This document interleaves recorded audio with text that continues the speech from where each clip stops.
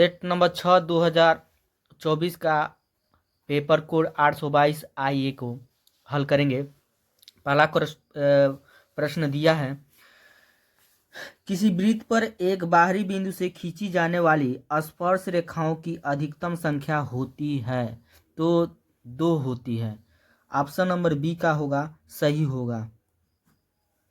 अगला प्रश्न दिया है, बिंदु 7, -3 की y अक्ष से दूरी होगी, तो ऑप्शन नंबर सी सही होगा, 7 होगा। अगला प्रश्न दिया है तीसरा नंबर, यदि p sin थीटा बराबर q cos थीटा तो कोसेक थीटा का मान होगा। अब सबसे पहले हम क्या करेंगे, इसको हम यहाँ पर उतार देंगे। अब p उतार देंगे, यहाँ पर कुछ नहीं है तो क्या है, गुणा है। साइन थीटा उतार देंगे बराबर q इंटू कॉस थीटा यहाँ पर उतार देंगे। अब हम क्या करेंगे, ये p के नीचे हमारा q आ जाएगा और कॉस के नीचे हमारा क्या आ जाएगा, साइन। तो यहाँ p बटा का हो जाएगा, q यहाँ पर आ जाएगा, बराबर उतार देंगे। कॉस थीटा जहाँ है वहीं पर उतार देंगे, आज साइन थीटा को नीचे भेज देंगे हम, ठीक है। क्योंकि जब भी हमारा गुणा में रहता है संख्या, वो किस में हो जाता है, भाग में। तो भाग में हो गया यानी बटा में हो गया। p बटा q उतार देंगे बराबर कॉस थीटा बटा साइन थीटा किसका होता है, कॉट थीटा का होता है, ठीक है। अब क्या करेंगे, दोनों पक्षों को वर्ग करेंगे। तो वर्ग करेंगे तो दोनों पर 2 घात हो जाएगा, वर्ग हो गया, ठीक है। अब इसका वर्ग करेंगे ना हम, p का वर्ग करेंगे तो p स्क्वायर होगा, q का वर्ग करेंगे तो q स्क्वायर होगा, और काट थीटा की स्क्वायर करेंगे तो काट स्क्वायर थीटा हो जाएगा। यहाँ पे लिख दिए हैं, ठीक है। फिर इसको यहाँ पे उतार देंगे। काट स्क्वायर थीटा का सूत्र होता है कोसेक स्क्वायर थीटा -1, और फिर इसको यहाँ पे उतार देंगे। -1 को इधर लेकर आएंगे तो प्लस में होगा, बराबर उतार देंगे, कोसेक स्क्वायर थीटा को उतार देंगे। अब क्यू स्क्वायर के गुणा जब हम 1 में करेंगे तो उतना ही होगा, पी स्क्वायर उतार देंगे प्लस क्यू स्क्वायर के गुणा 1 में करेंगे, क्यू स्क्वायर, नीचे क्यू स्क्वायर है तो उतार देंगे, बराबर कोसेक स्क्वायर थीटा को उतार देंगे। अब हम क्या करेंगे कि यहाँ पर हम लिख सकते हैं कोसेक थीटा बराबर √p स्क्वायर बटा क्यू स्क्वायर बटा क्यू स्क्वायर। देखिए कैसे, ये जो हमारा 2 घात है ना, इस पर आएगा हमारा, तो किस में हो जाएगा, रूट में हो जाएगा। तो वही यहाँ पर लिखे हैं, ठीक है। फिर कोसेक स्क्वायर थीटा उतार देंगे, बराबर उतार देंगे। ये जो है p square plus q square root में रहेगा, और जो क्यू स्क्वायर है ना, स्क्वायर हमारा क्या हो जाएगा, वर्ग जब करणी हटाएंगे तो वर्ग भी क्या होगा, हट जाएगा। इस पर करणी नहीं है, यानी ऑप्शन नंबर जो हमारा ए है वही का होगा, सही होगा।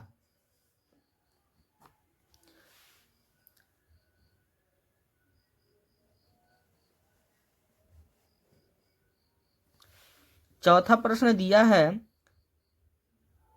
tan 1 अंश इंटू tan 2 अंश इंटू tan 3 अंश डैश डैश डैश tan 88 अंश इंटू tan 89 का मान होगा। ऐसे जब प्रश्न आ जाते हैं, क्रम संख्या दिया रहता है, देखिए यहाँ पे 1 2 3 ऐसे 89 तक दिया है, ऐसे स्थिति में आंसर 1 होता है, ठीक है। अगला प्रश्न दिया है 5वां नंबर, यदि समीकरण 3x square plus 5x minus Q बराबर 0 के मूल बराबर हैं तो q का मान होगा, ठीक है। तो सबसे पहले हम समीकरण को उतार लेंगे यहाँ पे। अब मूल बराबर है तो उसका होता है b square minus 4ac। b का मान इसमें क्या दिया है, 5, तो 5 होता उतार देंगे, स्क्वायर है तो स्क्वायर माइनस 4 उतार देंगे, बीच में क्या हमारा गुणा। a का मान इसमें क्या दिया, 3 है ना, तो 3 हो जाएगा, इंटू सी का मान -q है तो -q बराबर क्या हो जाएगा, 0। 5 का वर्ग करेंगे 25 होगा, यहाँ माइनस माइनस क्या हो जाएगा, प्लस, और 4 3 12q, तो यहाँ 12q हो गया, बराबर क्या हो जाएगा, 0। अब हम 25 को पासांतर इधर कर देंगे तो माइनस में हो जाएगा, और जो q के पास वो कहाँ हो जाएगा, नीचे, यहाँ पर नीचे आ गया 12, -25 बटा 12। ऑप्शन नंबर क्या है हमारा, ए है। ऑप्शन नंबर ए का होगा, सही होगा। बोर्ड के परीक्षा में कई बार ये प्रश्न पूछा गया है।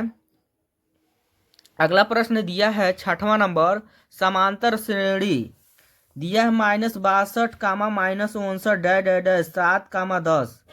जो हमारा इसमें प्रश्न दिया है कि समांतर श्रेणी का 11वां पद होगा। सबसे पहले हम क्या करेंगे, एपी को हम लिख देंगे यानी समांतर श्रेणी को। तो यहाँ पर हम लिख देंगे ये जो पहला पद है ए का मान है -62 और डी का मान क्या है A2 - A1। तो A2 -59 में से 62 को क्या करेंगे हम घटाएंगे। तो A2 का मान हो गया -59 माइनस A1 का मान क्या होगा -62। फिर डी उतार देंगे बराबर -59 उतार देंगे माइनस माइनस प्लस 62 उतार देंगे, घटाएंगे तो हमारा डी का मान का आएगा 3। 11वां पद निकालना है तो A11 वाला सूत्र हो जाएगा A + 10D। तो A का मान -62 प्लस उतार देंगे 10 उतार देंगे डी का मान 3, ये उतार देंगे प्लस 10 3 30, घटाएंगे माइनस का बचेगा 32। तो ऑप्शन नंबर जो बी है वही क्या हो जाएगा सही होगा। अगला प्रश्न दिया है 7वां नंबर, कहा है यदि प्रायिकता हाँ बराबर दिया है 0.05 तो प्रायिकता ना का मान होगा। तो यहाँ पर सबसे पहले हम हल लिख के सूत्र का प्रयोग करेंगे। प्रायिकता हाँ प्लस प्रायिकता ना बराबर सूत्र होता है 1। प्रायिकता हाँ का मान कितना दिया है 0.05, उसको उतार देंगे प्लस उतार देंगे पी प्रायिकता हाँ प्रायिकता ना उतार देंगे बराबर 1। 0.05 को पक्षांतर जब इधर करेंगे हमारा माइनस में हो जाएगा, फिर इसको यहाँ पे उतार देंगे, फिर क्या करेंगे 1 माइनस ये जो इधर लाए हैं माइनस में हो गया, फिर इसको उतार देंगे बराबर, इसमें से घटाएंगे इसको आएगा 0.95। तो ऑप्शन नंबर जो डी है ना वही का होगा सही होगा। अगला प्रश्न दिया है, ये भी बोर्ड के परीक्षा में कई बार पूछा गया है, ठीक है। अगला प्रश्न दिया है एक थैले में 3 लाल और 5 काली गेंदें हैं, इस थैले में एक गेंद दृश्य निकाली जाती है तो लाल होने की प्रायिकता होगा। तो हम सबसे पहले लाल गेंद कितना दिया है वो लिखेंगे 3 और काली गेंद कितना दिया है 5, तो 5 लिख देंगे, ठीक है। तो कुल परिणाम कितना होगा 5 3 कितना हो जाएगा 8। लाल होने की प्रायिकता यानी अनुकूल परिणाम बटा कुल परिणाम, अनुकूल परिणाम लाल कितना है हमारा 3 है तो ऊपर 3 होगा, कुल परिणाम कितना है 8, नीचे 8 हो जाएगा 3/8। ऑप्शन नंबर जो ए है वही का होगा सही होगा। अगला प्रश्न दिया है चित्र में डी समांतर बीसी तो सी के माप होगी। तो यहाँ पर हम लिख देंगे ये चित्र हो गया हमारा, ठीक है, माप दिया हुआ है। तो यहाँ पे लिखेंगे डी समांतर बीसी। जब समांतर होते हैं ये एक दूसरे क्या है समांतर है तो भुजाएं का होगा अनुपातिक और का होगा बराबर होगा। तो हम यहाँ पे लिख दिए हैं अनुपातिक और बराबर।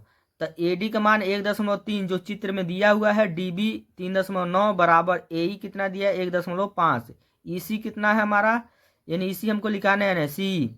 तो यहाँ पर हम दशमलव के सामने दशमलव दिया है तो दशमलव को हम क्या करेंगे हटा देंगे, तो हमारा हो जाएगा 13 हो जाएगा और क्या होगा 39 होगा। तो 13/39 बराबर, फिर इसको यहाँ पर उतार देंगे।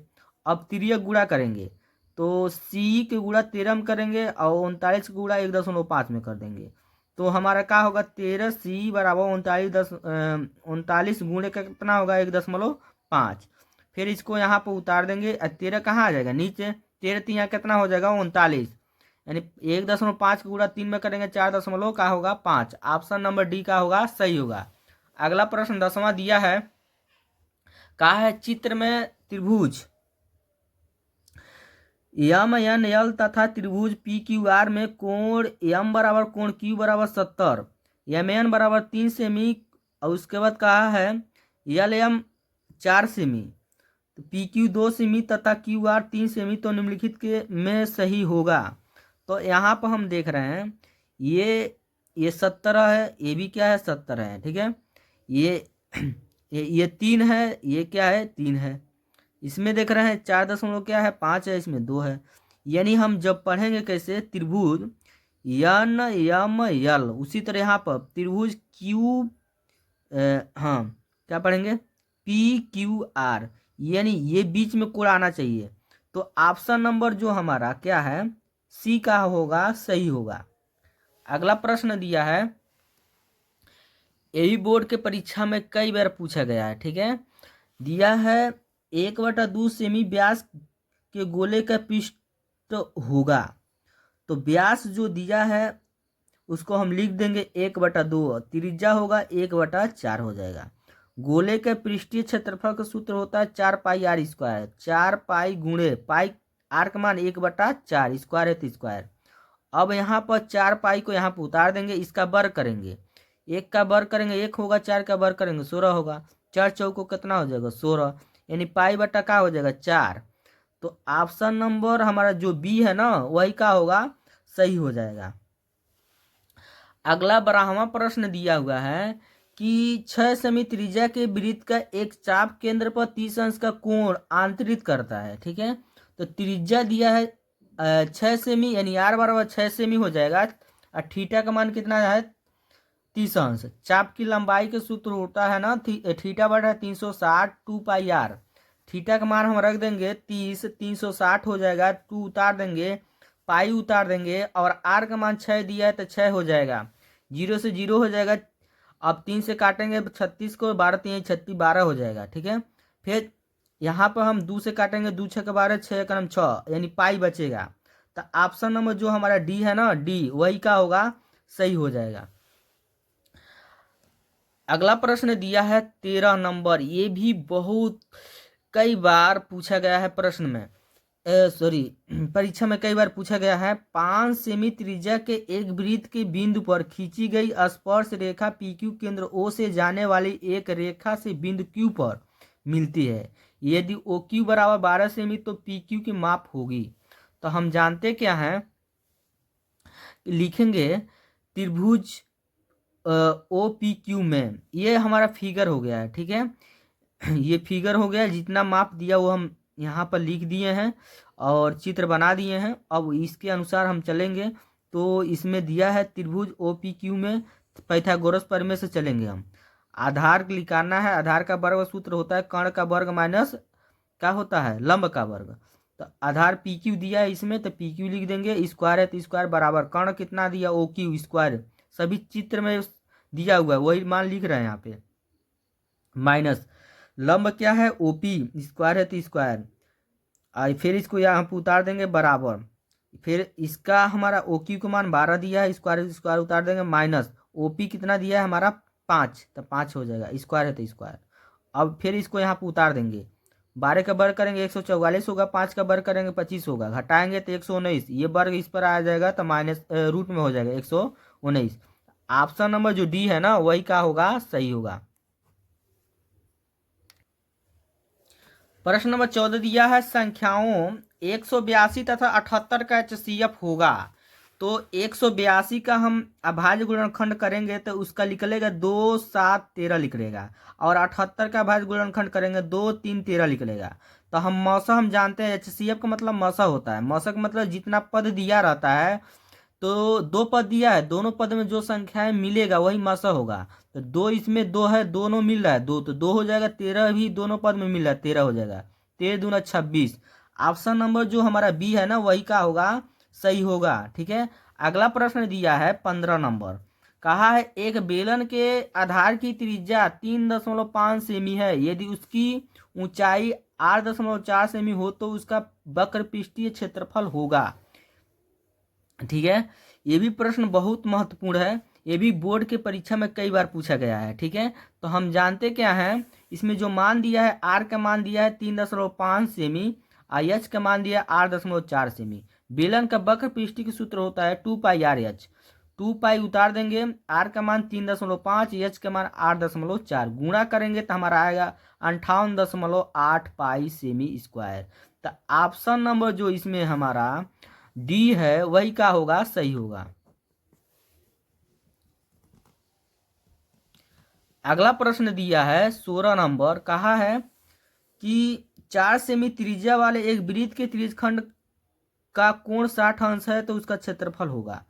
तो R बराबर हो जाएगा 4 सेमी, प्रश्न में दिया है त्रिज्या, थीटा का जगह 60 अंश होगा, त्रिज्यखंड का क्षेत्रफल होता है थीटा बटा 360 पाई R स्क्वायर। थीटा का मान है 360, नीचे का होगा 360, सॉरी थीटा का मान 60 है तो 60 हो गया, नीचे 360, पाई उतार देंगे, R का मान 4 है प्रश्न में दिया है, तो R का मान लिख दिए हैं, 2 घात है तो 2 घात कर देंगे।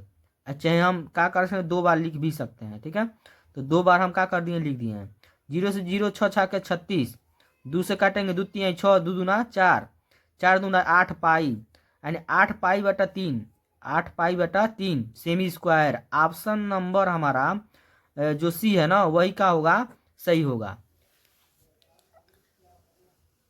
अगला प्रश्न दिया है 17 नंबर। ये भी बहुत कई बार बोर्ड के परीक्षा में पूछा गया है। द्विघात समीकरण दिया हुआ है, विविक्तर होगा। तो द्विघात समीकरण को हम उतार देंगे। ये जो है यहाँ पे एक्स स्क्वायर का गुणांक 1 दिया है, कुछ नहीं है तो 1 छिपा है, 1 मान होगा, इसका भी 1 मान होगा, यानी बी का मान हो जाएगा, ए सी का मान होगा। यहाँ मान रख दिए हैं। विविध का डी का सूत्र होता है बी स्क्वायर माइनस 4ac, मान रखे हैं बी का मान 1, स्क्वायर उतार देंगे -4 गुणे ए का मान 1, सी का मान -1, मान रख दिए। 1 का वर्ग करेंगे 1 होगा, माइनस माइनस प्लस होगा, एक साथ गुणा करेंगे 4, 4 1 कितना हो जाएगा 5। ऑप्शन नंबर जो बी है ना वही का होगा, सही होगा। अगला प्रश्न दिया है द्विघात समीकरण 1 - 4x + 4x² 0 के मूलों का योगफल होगा। यहाँ थोड़ा मिस्टेक हो गया है, प्रश्न में दिया है मूलों का योगफल, मूलों का योगफल हमको निकालना है। तो सबसे पहले हम क्या करेंगे, जो समीकरण दिया है ये वाला हम व्यवस्थित करेंगे। व्यवस्थित का मतलब हमारा द्विघात समीकरण के रूप में हम लिखेंगे 2 घात 1 घात और चरपद लिखते हैं, तो वही यहाँ पर हम व्यवस्थित किए हुए हैं। बराबर क्या हो गया 0। मूलों के योगफल का सूत्र होता है -b/a। यहाँ पर a का मान है, यहाँ b का मान, c का मान यहाँ पे लिखे हुए हैं, ठीक है। माइनस उतार देंगे, b का मान क्या है -4 है, माइनस माइनस प्लस हो जाएगा 4 हो जाएगा। a का मान 4 है ना तो 4 होगा, 4 से 4 कट गया एक बार में, ठीक है। तो ऑप्शन नंबर जो सी है वही का होगा, सही होगा।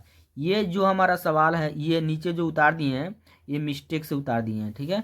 इसको ये हमारा ये हल है, ठीक है। अगला 19 नंबर प्रश्न दिया है, ये भी बोर्ड के परीक्षा में कई बार पूछा गया है। तो 19 नंबर दिया है निम्नलिखित सारणी को माध्य होगा।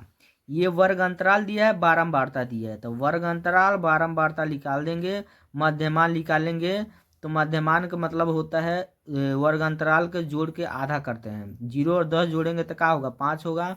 ये 10 20 जोड़ के जोड़ेंगे तो 30, 30 का आधा कितना हो जाएगा 15। उसी तरह इसका निकाले हैं 25 हो जाएगा, फिर इसको जोड़ के आधा किए हैं 35 होगा, फिर इसको जोड़ के आधा करेंगे 45 होगा। अब सिग्मा या फिक्स निकालेंगे यहाँ, तो ये इसका साथ गुणा करते हैं, 4 5 20 और 7 का गुणा 15 में करेंगे 105 होगा, 5 का गुणा 25 में करेंगे 125 होगा, 8 का गुणा 35 में करेंगे 280 होगा, 6 का गुणा 45 में करेंगे 270 होगा। ये टोटल एक साथ जोड़ेंगे तो 30 होगा, ठीक है। अब फिर इसको हम जोड़ेंगे सिग्मा एफ एक्स 800 होगा, तो इसको सिग्मा एफ लिखते हैं 30, सिग्मा एफ एक्स 800। समांतर माध्य सूत्र है सिग्मा एफ एक्स बटा सिग्मा एफ। तो अब क्या करेंगे, यहाँ पर मान रखेंगे, सिग्मा एफ एक्स का मान 800, नीचे सिग्मा एफ का मान 30, 0 से 0 कट जाएगा, ऊपर 80, नीचे का हो जाएगा 3, भाग देंगे 26.66। तो ऑप्शन नंबर हमारा जो बी है ना वही का हो जाएगा, सही हो जाएगा। अगला प्रश्न दिया है 20वां नंबर, निम्नलिखित सारणी का माध्य होगा, माध्य निकालना है, ठीक है। तो यहाँ पर वर्ग अंतराल प्रश्न में दिया है, बारंबारता दिया है, उसको यहाँ पर उतार लेंगे हम, ठीक। संचयी बारंबारता हम निकालेंगे, पहला वाला उतार देते हैं, ये एक तिरछा जोड़ेंगे हम, ठीक है। 6 8 जोड़ेंगे 14 होगा, 11 14 जोड़ेंगे 25 होगा, 18 25 जोड़ेंगे 43 होगा, 6 और 43 जोड़ेंगे 49 होगा। ये टोटल जोड़ेंगे तब 49 होगा, n का मान 49, आधा करेंगे 24 का आएगा 5, तो 24.5। तो ऑप्शन नंबर जो है अब इसमें आएगा हमारा, तो 25 में आएगा 24.5, तो इस लाइन को हम लेंगे तो 20 से 30 आएगा, तो 20 से 30 ऑप्शन नंबर जो बी है ना वही का होगा, सही होगा। वीडियो अच्छा लगा तो लाइक करिए और कमेंट करिए, ज़्यादा से ज़्यादा शेयर करिए, जो भी विद्यार्थी बोर्ड के परीक्षा देने वाले हैं उनके पास शेयर करिए, ठीक है। यदि वीडियो पर पहली बार है तो चैनल को सब्सक्राइब करिए।